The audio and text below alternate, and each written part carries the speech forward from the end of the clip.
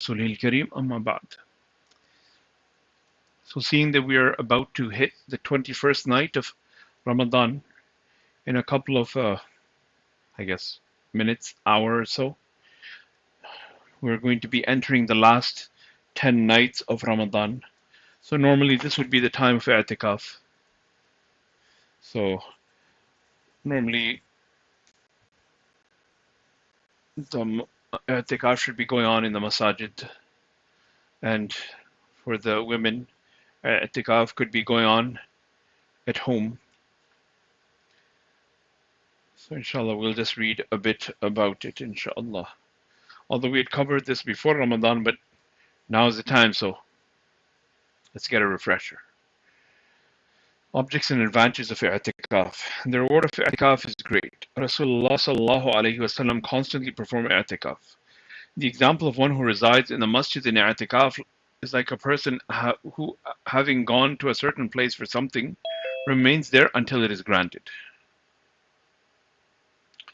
When someone comes begging to our door and then refuses to leave until he has been granted his request, I am sure that even one with the hardest heart amongst us will eventually accede to his request. How much more merciful is Allah, who looks for an excuse to forgive and forgiveness and forgives even without an excuse. So Allah looks for an excuse to forgive, and He forgives even without any excuse. So He quotes someone saying that you are such a generous giver, whose door of mercy are open at all times. Ask Nabi Musa about Allah's generosity. He went to fetch fire and returned with nubuwwah. When one isolates himself from all worldly self at Allah's door, what doubt can there be to be accepted? And when Allah has favored someone, when Allah has favored someone, others cannot describe the ecstasy and enrichment of such limitless treasures. How can a person ever describe what he has not obtained? How can an underage person describe adulthood? Allama Ibn al-Qayyim, on explaining the significance of i'tikaf, writes that the actual aim of i'tikaf is to divert the heart from everything except Allah and join it with Allah alone, thereby forming a complete spiritual connection with Creator. All worldly connections are thus cut off for the sake of gaining Allah's attention. All thoughts, desire, love, and devotion become centered around Him. In consequence, His love is attained, a love and friendship that will be the only friend in the loneliness of the grave. When a person has that, then who can possibly imagine the great ecstasy with which that time in the grave will be spent? In Maraqi al-Falah, the author writes that i'tikaf, when properly and sincerely performed, is a most virtuous deed. One cannot possibly enumerate all the great advantages and benefits in it. In actual fact, what takes place in i'tikaf is that the heart is drawn away from everything else except the Creator, while our whole life is actually laid down at His doorstep. One remains in ibadah all the time. Even when one is asleep, one is still in His service, striving for nearness to Him. And that's the ruling, that when a person is in i'tikaf, whatever he's doing, it is considered ibadah. Allah says, according to a hadith Qudsi, whoever draws near to me 2 lengths of one hand, I draw near to him the length of 2 hands. And whoever draws near to me by walking, I draw near to him running. In i'tikaf, one goes to Allah's house, and the most kind host always honors a guest who visits him. The one in i'tikaf also attains safety in Allah's court, where no enemy can reach. Besides this, there are numerous other virtues and distinctive features of this important ibadah. So where should one ideally perform i'tikaf? Question. The best place to perform i'tikaf for males is Masjid al-Haram in Makkah, is the Kaaba. The next best is Masjid al-Nabawi in Medina. If we can get there, great. But with lockdown, probably we ain't traveling too far. Thereafter comes the Jami Masjid in one's own town. And last but not least, the masjid nearest to one's home. Imam Abu Hanifa rahmatullah alayhi stipulates that the masjid should be one wherein the 5 daily salats are performed. While Imam Abu Yusuf and Imam Muhammad rahmatullah alayhi agree that any masjid according to Sharia can be entered for i'tikaf even if there is no regular salat with jamaat. As for the women, they should perform i'tikaf in the masjid inside their homes. So this was something we touched upon also, that it was in the houses of the Sahaba radiallahu anhum, they had a place which was designated as the masjid of the house. So all the salat would be performed there. So also, if we haven't designated a place in our home as masjid, then we should follow in this practice and designate one place, one room, one part of the house, whatever it might be, as masjid of our house. Like we have two masjids in my house. We got the basement and we got the living room. So when I'm not feeling like going up, I'm like, hey, come, the masjid of the house downstairs. And when, the nice iftar is served upstairs, I'm like, hey, why are you going downstairs? The masjid of the house is upstairs. No, I'm just messing around. But, we control our hunger.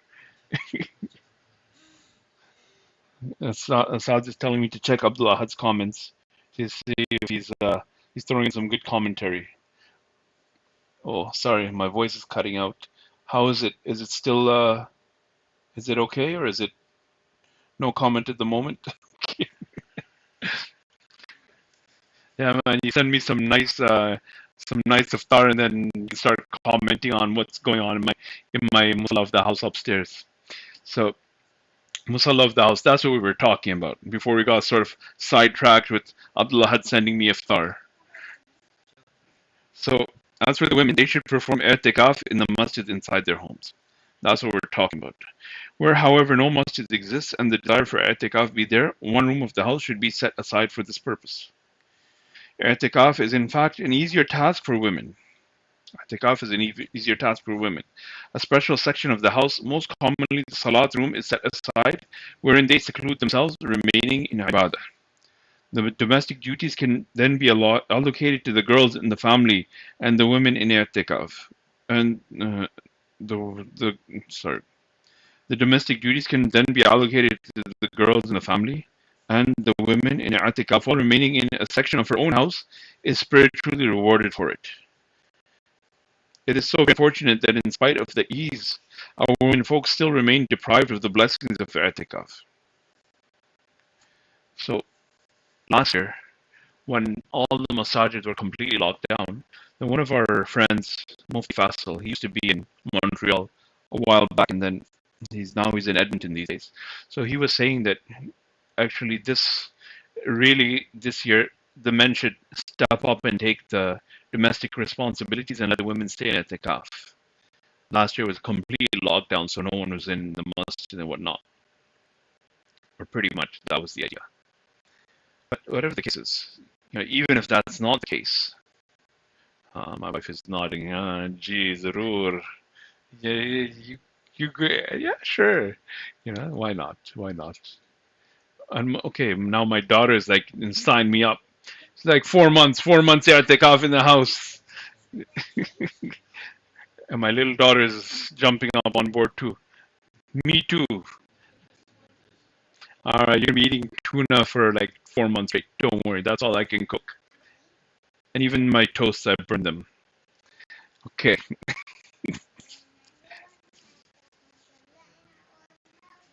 Okay, we will continue with one hadith, inshallah, before we close. Abu Sa'id Khudri radiallahu anhu reports that Rasulullah sallallahu alayhi wasallam once performed i'tikaf for the first 10 days of Ramadan. Thereafter, he sallallahu alayhi wasallam made i'tikaf in a Turkish tent inside the masjid for the middle 10 days. Thereafter, Nabi sallallahu alayhi wasallam raised his head out of the tent and said, "Verily, in search of Laylatul Qadr did I perform i'tikaf for the first 10 days, then for the middle 10 days. Then an angel came and told me, in the last 10 days, whoever has made i'tikaf with me should continue for the last 10 days. I had indeed been shown that night and then made to forget which it shall be. And verily did I see myself in sajda with my forehead on mud on the morning after the night. Seek Laylatul Qadr in the last 10 nights of Ramadan and seek it among the uneven ones. So this is amongst the objectives of i'tikaf, especially during the month of Ramadan, to find Laylatul Qadr, to spend this night in ibadah, so that we attain the full reward of Laylatul Qadr. So in these nights, different people are doing different things. Whatever we can do, there's no hard and fast what you have to do. You don't have to read like, 20 rakat, like 24 rakat of salat with Surah Fatiha and Surah Qul Huwallahu Ahad, 16 times, and there's nothing like this. Taraweeh is in its place. You pray Taraweeh. You pray Isha in Jamaat. You pray Taraweeh. You pray your witr. You do something in the night. You get up for Tahajjud. There's no hard and fast on the number of rakat or what surahs you have to read or any special adhkar or so on and so forth. There's the dua. What is the dua? Ji, the Rasulullah sallallahu alaihi wasallam told Aisha radiallahu anha.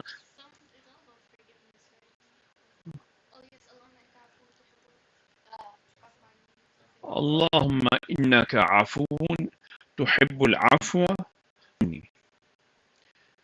Aisha radiallahu anha asked Rasulullah sallallahu alaihi wasallam, what should I read if I see this night? Said that, read this dua.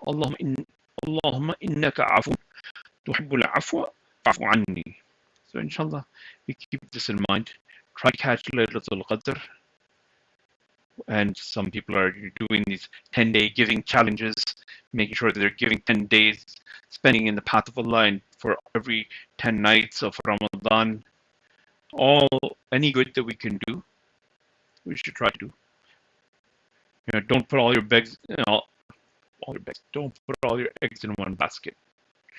Or diversify your portfolio of investments on the night of Ramadan, so that we can cash in on our Laylatul Qadr. May Allah give us tawfiq to catch this night into means of correcting our lives and to gaining nearness to Allah. Allah bihamdihi subhanakallah bihamdik. نشهد أن لا إله إلا أنت نستغفرك. سبحان ربك رب العزة عما يصفون. وسلام على المرسلين والحمد لله رب العالمين.